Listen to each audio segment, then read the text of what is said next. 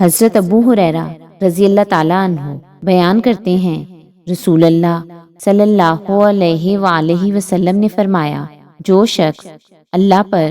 اور اس کے رسول صلی اللہ علیہ وآلہ وسلم پر ایمان لائے، نماز قائم کرے اور رمضان کے روزے رکھے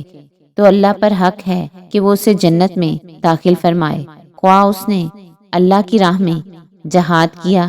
یا اپنی پیدائش کی سرزمین میں بیٹھا رہا۔ صحابہ رضی اللہ تعالیٰ عنہ نے عرض کیا، کیا ہم اس کے متعلق لوگوں کو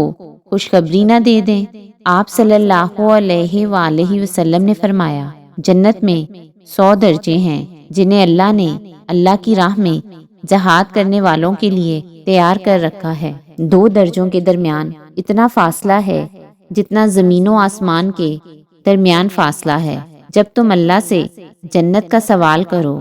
تو اس سے جنت الفردوس کا سوال کرو، کیونکہ وہ افضل و اعلیٰ جنت ہے، اس کے اوپر رحمان کا عرش ہے اور جنت کی نہریں وہیں سے جاری ہوتی ہیں۔ حضرت ابو ہریرہ رضی اللہ تعالیٰ عنہ بیان کرتے ہیں، رسول اللہ صلی اللہ علیہ وآلہ وسلم نے فرمایا، اللہ کی راہ میں جہاد کرنے والے کی مثال اس شخص کی سی ہے جو روزہ دار ہے، قیام کرتا ہے، قرآن حکیم کی تلاوت کرتا ہے، روزے اور نمازوں میں کوتاہی نہیں کرتا، حتیٰ کہ اللہ کی راہ میں جہاد کرنے والا واپس آ جائے۔ حضرت ابو ہریرہ رضی اللہ تعالیٰ عنہ بیان کرتے ہیں، رسول اللہ صلی اللہ علیہ وآلہ وسلم نے فرمایا، اللہ نے اپنی راہ میں جہاد کے لیے نکلنے والے شخص کو جو محض مجھ پر ایمان لانے